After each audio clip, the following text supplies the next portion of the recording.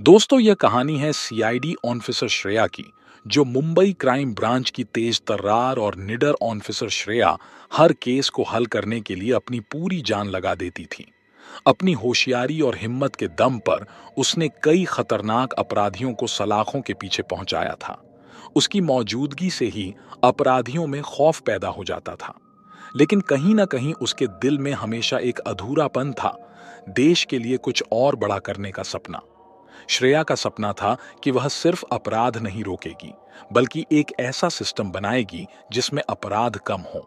वह अपराधियों को पकड़ने से आगे बढ़कर अपराध के कारणों को जड़ से खत्म करना चाहती थी।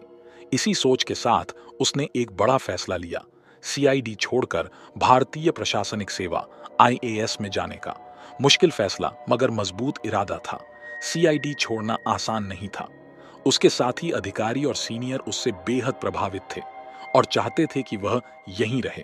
मगर श्रेया ने अपने दिल की सुनी। परिवार ने भी पहले संदेह जताया, लेकिन उसकी दृढ़ इच्छा शक्ति के आगे सभी झुक गए।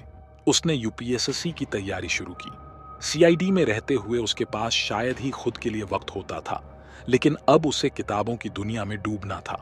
दिन रात की मेहनत, अनुशासन और आत्मविश्वास के साथ वह आगे बढ़ी।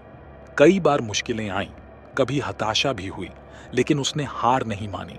तो साथियों, इस कहानी को शुरू करूं उससे पहले मैं आपसे अनुरोध करता हूं कि आप अपने बारे में छोटा सा परिचय जरूर दे दें, कि आप कहां से हैं और आपका नाम क्या है, जिससे मेरा आपसे जुड़ाव और बेहतर हो सके।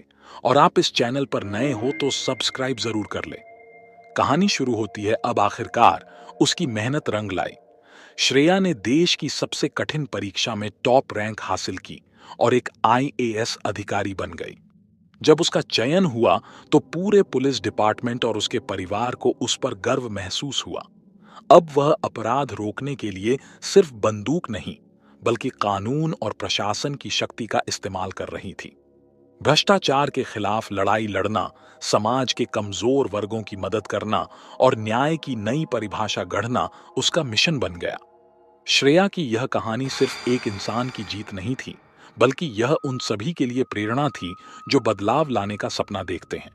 उसने दिखाया कि अगर इरादा मजबूत हो तो कोई भी बदलाव असंभव नहीं।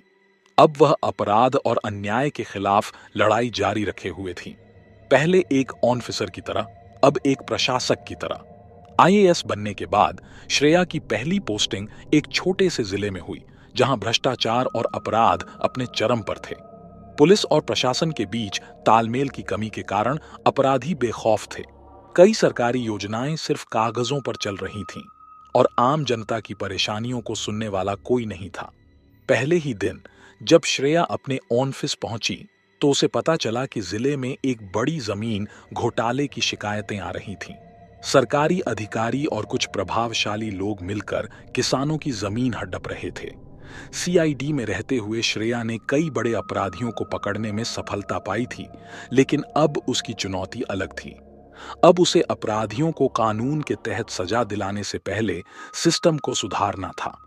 श्रेया ने सबसे पहले जिले में चल रही सभी सरकारी योजनाओं का निरीक्षण किया। उसने खुद गांव-गांव जाकर लोगों की समस्याएं सुनी और पाया कि अधिकारियों की मिलीभगत से भ्रष्टाचार चरम पर था।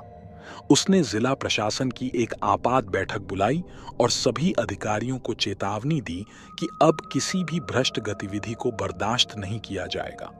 लेकिन उसकी सख्ती से कुछ भ्रष्ट अफसर और नेता नाराज हो गए। उन्हें लगा कि एक नई आईएएस अधिकारी ज्यादा दिन तक टिक नहीं पाएगी। एक दिन देर रात श्रेया को सूचना मिली कि एक गांव में किसानों को जबरन उनकी जमीन खाली करने का आदेश दिया गया है। वह बिना देर किए अपनी टीम के साथ मौके पर पहुंच गई। वहां मौजूद गुंडों ने उसे धमकाने की कोशिश की, लेकिन श्रेया की हिम्मत के आगे वे टिक नहीं सके। उसने सभी दोषियों को रंगे हाथों पकड़वा दिया और तुरंत उच्च अधिकारियों को इस घोटाले की पूरी रिपोर्ट भेजी। इस कार्रवाई से जिले के लोग बेहद खुश हुए। उन्हें पहली बार लगा कि कोई अधिकारी उनकी सच में परवाह करता है। लेकिन यह श्रेया के संघर्ष की बस शुरुआत थी। भ्रष्ट अधिकारियों और स्थानीय माफिया को ये रास नहीं आया। उन्होंने श्रेया को डराने के लिए कई हथकंडे अपनाए। उसे गुप्त रूप से धमकियां मिलने लगीं। उसके घर के बाहर संदिग्ध लोग नजर आने लगे और यहां तक कि कुछ नेताओं ने उस पर दबाव बनाने की कोशिश की, लेकिन श्रेया डरने वालों में से नहीं थी। उसने अपनी सुरक्षा को नजरअंदाज करते हुए अपराधियों के खिलाफ जमीनी स्तर पर मोर्चा खोल दिया। उसने जिले में कई बड़े सुधार किए। धीरे धीरे उसकी सख्ती और ईमानदारी का असर दिखने लगा। अपराधियों और भ्रष्टाचारियों की नकेल कसने के बाद पूरे राज्य में उसकी चर्चा होने लगी। उसे आयरन लेडी कलेक्टर कहा जाने लगा। मीडिया ने उसकी बहादुरी की कहानियां लोगों तक पहुंचाईं और सरकार ने भी उसकी नीतियों को अपनाने की पहल की। श्रेया अब सिर्फ एक अधिकारी नहीं, बल्कि लाखों लोगों के लिए प्रेरणा बन चुकी थी। सीआईडी में रहते हुए उसने अपराध से लड़ना सीखा था और अब आईएएस के रूप में वह सिस्टम को सुधारने में जुटी थी। उसकी कहानी उन सभी के लिए एक मिसाल थी जो ईमानदारी और मेहनत से बदलाव लाना चाहते हैं।